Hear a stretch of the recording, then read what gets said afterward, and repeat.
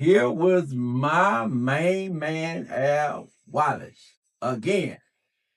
And today, we just kind of allowing him to respond to some conversation I had by myself. Now, he had exactly was favorite getting off into this conversation, and he don't think that it's going to appeal to nobody. But respectfully, I have to agree. But it was more like me wanting to get some shit off my chest more than anything, you know.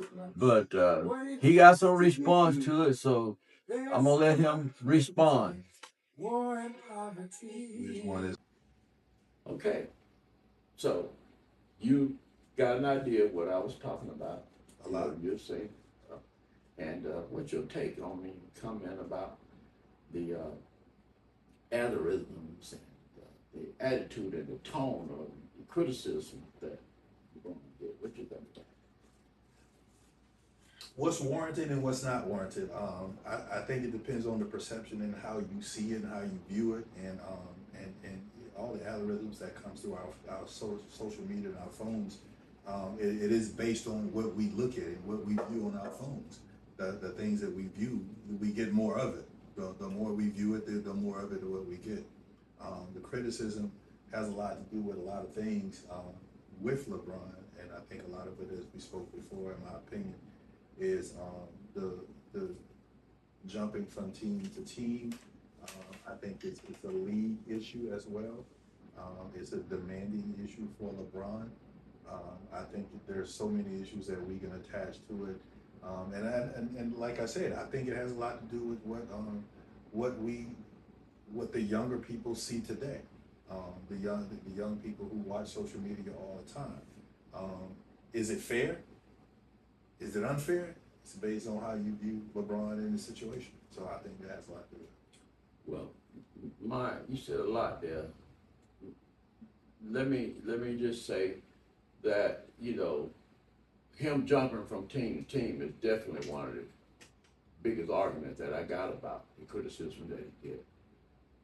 Now you're talking about a person going to a team that he personally was involved with, the decisions to play with, yes, rather than some general manager in an office somewhere. Perhaps didn't even play basketball or had very little to do with basketball. Yeah. And as particularly, during the time he was playing. But you will agree with this. You gotta play basketball to win, right? Yeah, you gotta play the game. I mean, you gotta play, so no matter what you do, what championship, how you got your championship, mm-hmm, you have to play to win. Whether it was on this team or that team, you have to play basketball to win. Yeah, you got to be on the court. And that's going to be the deciding factor regardless of what goes on. You got to be on the court. You got to play the game. So regardless of what we talk about, jumping from team to team and some of the criticism, in my opinion, that's just my personal opinion. Is it warranted? Yes. Is some of it? Yes. Some of it? No. It depends on the circumstances. And I think depends on the area in which you grew up in too. Some of the old heads that played the game back in the 80s and 90s doesn't feel so comfortable with LeBron jumping team to team. Some of the people here in today's game, the younger crowd, feel okay with it. And it just depends on how you feel about him doing that. It depends on your perception of LeBron as an athlete. LeBron is, first of all, let me say, an exceptional athlete, LeBron James is. He's been in the league, for a man to play in the league for 22 years now, and to be at the age 41, going to be 42 this year, I think that's an exceptional accomplishment in itself. Props. Yeah, so going from team to team is not that big of a deal to me. Did it put a little bit of disdain on whether or not you have these GOAT conversations as whether or not he's a GOAT, MJ's a GOAT, Kobe's a GOAT? That's a whole nother conversation. But does it affect him it depends on the era in which you watched. A lot of people, former players, 80s, 90s, and those players will probably say, yeah, it affects him because Kobe didn't bounce around. MJ didn't bounce around. So with the younger guys today, with the younger players that watch the game today, and all they have to go on is the conversation that you and I have talked about, the difference between MJ, Michael Jordan, and Kobe Bryant, and also LeBron, as to whether or not who is the GOAT or whatever. part of that answer is these guys didn't move around. They stayed with the same franchise for years, versus the fact that LeBron, who's played on several teams, and so for some people, but does that has an effect on me as a player and him moving around to a degree? As personally, do I think about that? Yeah. So in my observation as to why I think who is the GOAT, because sometimes, like Kobe said in something that I remember in a social media post that he had a long time ago, you got to take That the they make sure you don't hold on. That I sent it to you. You got to take the challenges. You got to take the celebrations, the good with the bad. So you got to, when you win good, you got to celebrate it, but you also got to take the bad. So Kobe also just talked about the fact that sometimes you got to win. You got to celebrate it. And when you bad, you got to understand that, okay, I lost, but I got to figure out how to get back there again. So, but anyway. Okay. Now, I understand that, and that is a fan perspective, and of course, even a player perspective, but I'm talking about the reality is, and I know this is an extreme example, everybody, but you had sharecroppers in the South, I'm just keeping it real with you, Al, that their fathers felt like that there was a season away of having a really good crop, and they was gonna be able to buy them a piece of land, and they're gonna be able to move out of that situation. Then they had sons who just felt like, man, this seemed like a no-ending cycle. They overcharging us at the market for the seeds, and when we have a good crop, the market is down. I mean, it's just always one end, and all I'm saying is, if a person look around their surroundings and decide that there is no path to success for me, I don't have a way out. I got owners in Cleveland that tell me that they don't want me involved in the player personnel. Leave that to them. In other words, shut up and dribble.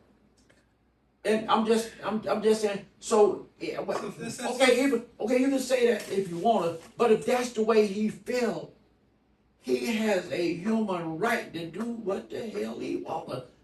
Period. And I don't know how nobody could say that a person has a right to free agency, but it ain't okay for you to be free. Really, man? But hold on. Let's think about how ridiculous. Yeah. But hold on. I will say free agency is there for a reason.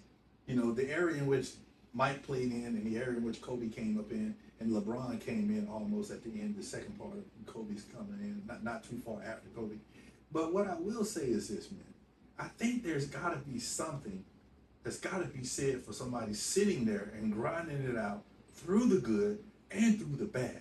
And sometimes this is the criticism. I'm trying to tell you based on what I think the criticism is sometimes. The criticism has a lot to do with when I say, hey, I didn't win here, so I'm going to go here. I didn't win here, so I'm going to go here. Sometimes it's about the grind.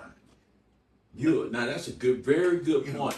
I know some landowners down in Blakely, Georgia, that stay south and work their land, and they still this is my dude, and they still own it. Mm-hmm. And it was a good decision because they felt based on their judgment, it was a good decision, and it turned out to be a good decision. But that does not mean the people that left was wrong for leaving.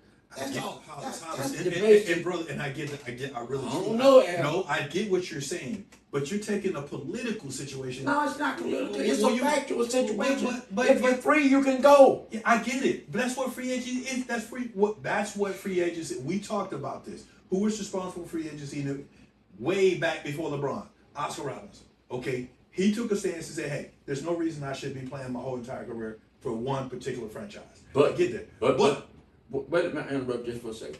The political climate was as such that if you portrayed an owner, they was gonna demonize you to the point where they discourage you for going, and not to mention the fact you got a superstar. They did everything. Let me finish. But hold on. Wait, what happened to loyalty? Wait now. They did if you stayed around, they did everything to accommodate you. They gave you everything you need, a rebounder, a shot blocker. They did everything to try to accommodate you. And they did that for LeBron. And Cleveland, Come his on, first, but you keep his- talking about wait, now Cleveland. his first But 5 you years. only talking about Cleveland. You jumped ship after a I'm championship talking, in Miami. that's when he left Cleveland. Okay. When he left Cleveland, he left because he didn't have the confidence in the team to surround him with the players that he wanted, and they asked him to stay out of there. But you play better. You play harder. You get your team. Oh, you work harder. You know, they bought me some overalls and some boots and everything, so I'm gonna work harder, even though I don't see no path to me winning. Let me give you an example. Since you and I, we have these debates. Let me give you an example. I played on teams where the players that I played with the pickup ball wasn't that damn good. But you know what? I played harder. I made them play harder than they were willing to play. So you play harder. And I'm not, hold on. I'm gonna let you talk now. I'm gonna let you talk because this is our debate. I just think sometimes, at some point, when you continue to jump ship, at some point, you are looked at a little bit different. That's why I go back to say, is the criticism warranted? At some point, when you're doing this on team 4 or 5, whichever he is, I can't remember what team. This is 5 with the Sixers, I'm assuming. I can't remember. But at some point, Hollis, I think what happens is this is where the criticism becomes a little too much because people are saying, okay, you didn't do this one time. You didn't do it 2. You didn't do it 3. Now you keep doing it. And that, to me, in my opinion, love the guy, love the player, but I think it taints his legacy a little bit. Okay, let me comment to that. I'm listening. I understand that right there, to give credit to the ones that stayed, deserve all the credit for grinding it out. I respect that. Mm-hmm. Just like I respect all the sharecroppers that stayed side. I respect it. Mm-hmm. Now, by the same token, I'm not going to criticize the ones that left for good reasons. Now, LeBron James, when he left, he still had to play basketball to get a championship. And the team that he left to go to, he won championship with every one of them that he went to. Mm-hmm. You know, he saw it as a path to success, and he took it. And nobody should criticize a person for going to get a better job. If you was on a job and the people that was talking to you in a way that you wasn't happy with, and you thought you could get more money somewhere else, or you could earn more money, you could get a state tax break for going to Miami. And then, you know, when you sit down and you weigh it all with your family, you think about how nice South Beach is versus that cold ass Cleveland. Man, how in the hell can I blame this man for going somewhere else, man? And I don't blame him, Hollis. I don't blame him. I think what the public sees, what the people who are responsible for criticizing him, I think what they see is that this is a consistent situation with him. It is a consistent jump. It's like, okay, it's not working, let me go to another team. Now, another player who needs to get criticism about with KD. They criticized me about the car business. I get it. Shit, but so you and I are in the same type of business. You and I are in the same business. Okay, it ain't no different there. But we moved to a different situation because of money. We don't move, we move, you and I in the same business, and briefly, we don't even talk about that. But we move for other reasons. Well, we move for I move for uncomfortable positions. I move for better money or a new owner comes in. Same thing. But my point is, I'm answering this situation with you as to why the criticism is, in my opinion, why it is with LeBron. I think it is. Does it have a lot of social issues? No. I think it is because a lot of times you continually jumping ship. Is he an excellent player? He's an excellent. In my opinion, he's the number 3 player ever of all time. Okay, let me give you this perspective. Now, I know. Like and subscribe. Yeah, I know for a fact that if you put the information out there in the ethos, in the environment of jumping ship as being one of the teams, then you go and you seek out all the people that criticize him for, or you ain't got to criticize them for changing teams. All you got to do is just compliment Kobe and Michael and ones that stayed with their team. All you got to do is compliment them. And people have the intelligence to arrive at the decision that LeBron didn't do that. So now those algorithms are out there, and a person get a daily diet of it, month-to-month diet of how wrong it is for LeBron to have left team. Then it start to affect your opinion. Now, and grant you, that is a legitimate argument, but my point is the venom and the anger toward him is just at another level, man. I can't believe that particular, and then guess who the most critical of? Black folks. I look at them. But we talk Wait, about. I look at those posts but you and talking all about, those ex-players and stuff. It ain't nobody white. But you talking about the algorithms, which show up on our phones constantly, based on what we watch. But I will say this right here, based on those algorithms that show up, a lot of these things have been going on with LeBron before that happened. People were making these decisions about. They've been testified, Al. I'm telling you. People were making my decisions about LeBron and whether or not. Now you're talking about you. Hold on. Let's But not talk about you but now. I'm talking about me and other people. The decisions that have been made about LeBron, whether or not people had their opinions on him, were made way before these algorithms. Dude, the conversations I've had with people talking about who's the GOAT, whether or not LeBron Way before the algorithms. I mean, Well, I mean, the okay, because algorithms, a lot social of- media been out there. social for years. media's been out there, but focusing on what they send you has not been out there. I went to a Google class at UGA 20 years ago, Okay. and they was talking about targeted marketing. Okay. So this ain't no old. I didn't see this on my phone Well, like that the way I it see it wasn't now. no. It wasn't no. I didn't it see- wasn't no. Because it. The way it they has- follow the phones now, I it didn't has- see this and on. It has a I'm just telling snowball you. effect. And it I has a didn't- snowball effect. Okay, all I'm saying, the way that I see it on my phone now, I did not see this on my phone the way I see it. Everything I watch something, I'm getting more of it now. I never saw this on my phone like I see it now. I'm just That's telling all you, I'm saying. This technology is almost obsolete. I mean, almost old. Yeah, They but- call it target marketing. They send you what you want to hear, so what they call clickbait, and you can't tell me that it doesn't have an effect on your opinion. Anybody can be influenced by something that they get a study diet of. If I get a steady diet of, I'm still. Man, I look at commercials on food and get home. I'm going to dissect what I see, what I read, what I think, and then I'm going to make my own personal opinion about what I see and what I read. You know, as much I click on everything you send me. I know it. But guess what? I don't send it to nobody else. Because I ain't going to partake in them spreading that But you got to make your negative own opinion about LeBron. I'm just not going to be a part of it. Okay. That's all I'm saying. It stops when I get it. I'm not going to share it. I got you. Every now and then I might share it with somebody, but all I know is that if you get a study diet of that, it's going to penetrate your conscience and your thinking. It's just human nature. I would You don't say- have no control over how you think. I would say, my friend, my brother, I would say a lot of as though I like the man as a player, I like him as a human being, I like him as a father, I like everything that he stands for with LeBron. Excellent player. Continue to play as long as you want to play, man, as long as you're healthy.